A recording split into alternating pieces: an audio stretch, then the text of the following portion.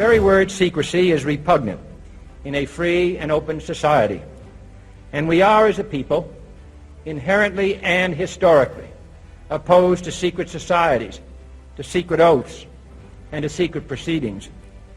We decided long ago that the dangers of excessive and unwarranted concealment of pertinent facts far outweighed the dangers which are cited to justify it. Even today, there is little value in opposing the threat of a closed society by imitating its arbitrary restrictions.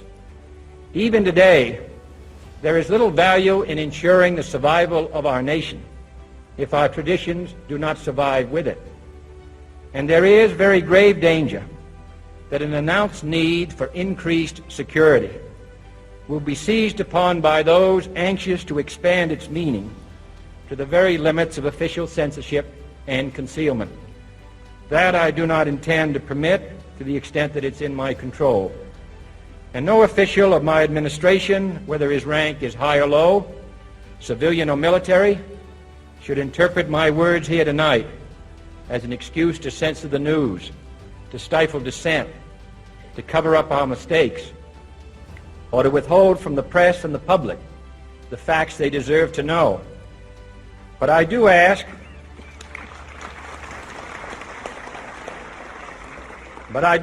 every publisher, every editor, and every newsman in the nation to re-examine his own standards and to recognize the nature of our country's peril. In time of war, the government and the press have customarily joined in an effort based largely on self-discipline to prevent unauthorized disclosures to the enemy.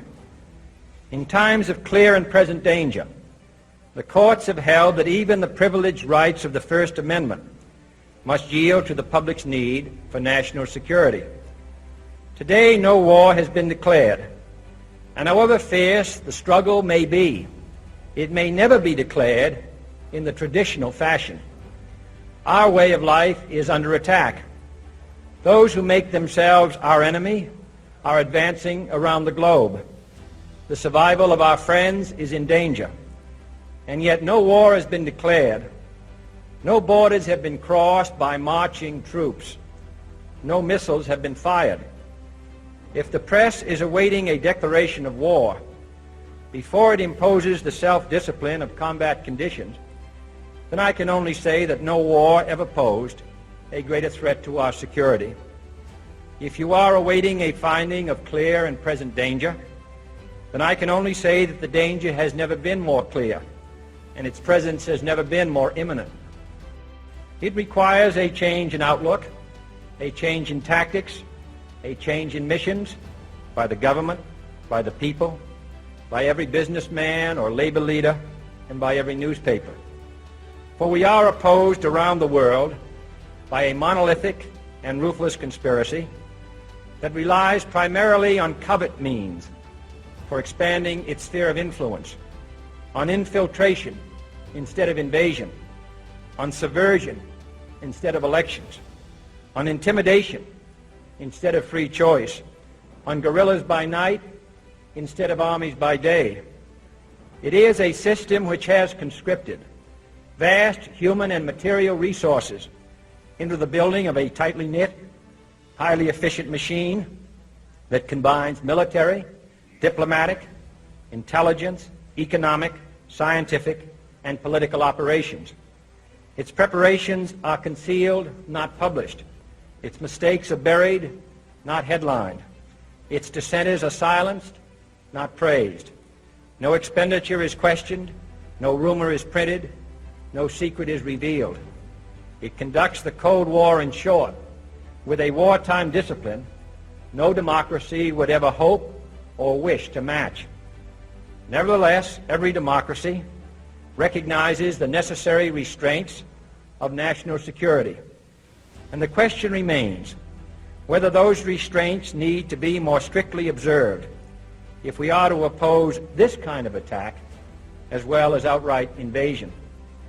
For the facts of the matter are that this nation's foes have openly boasted of acquiring through our newspapers information they would otherwise hire agents to acquire through theft, bribery, or espionage, that details of this nation's covert preparations to counter the enemy's covert operations have been available to every newspaper reader, friend and foe alike, that the size, the strength, the location, and the nature of our forces and weapons, and our plans and strategy for their use, have all been pinpointed in the press and other news media to a degree sufficient to satisfy any foreign power, and that in at least one case, the publication of details concerning a secret mechanism whereby satellites were followed required its alteration at the expense of considerable time and money.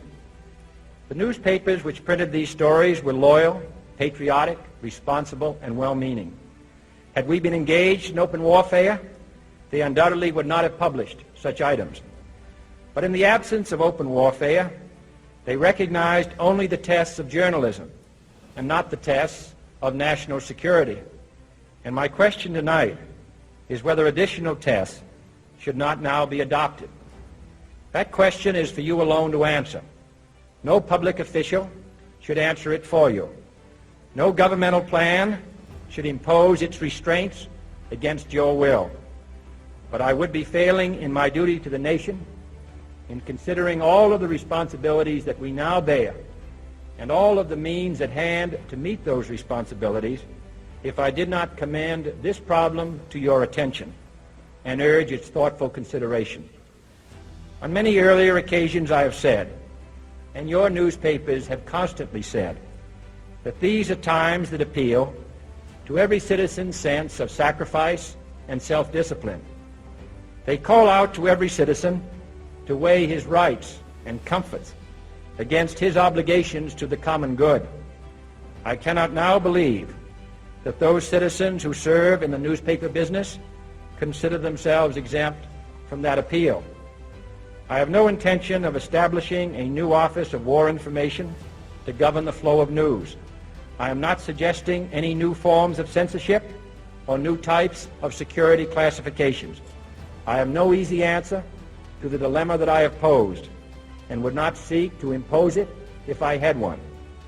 But I am asking the members of the newspaper profession and the industry in this country to re-examine their own responsibilities, to consider the degree and the nature of the present danger, and to heed the duty of self-restraint which that danger imposes upon us all. Every newspaper now asks itself, with respect to every story, is it news? All I suggest is that you add the question, is it in the interest of national security? And I hope that every group in America, unions and businessmen and public officials at every level, will ask the same question of their endeavors and subject their actions to this same exacting test. And should the press of America consider and recommend the voluntary assumption of specific new steps or machinery, I can assure you that we will cooperate wholeheartedly with those recommendations. Perhaps there will be no recommendations. Perhaps there is no answer to the dilemma faced by a free and open society in a cold and secret war. In times of peace, any discussion of this subject and any action that results are both painful and without precedent. But this is a time of peace and peril which knows no precedent in history.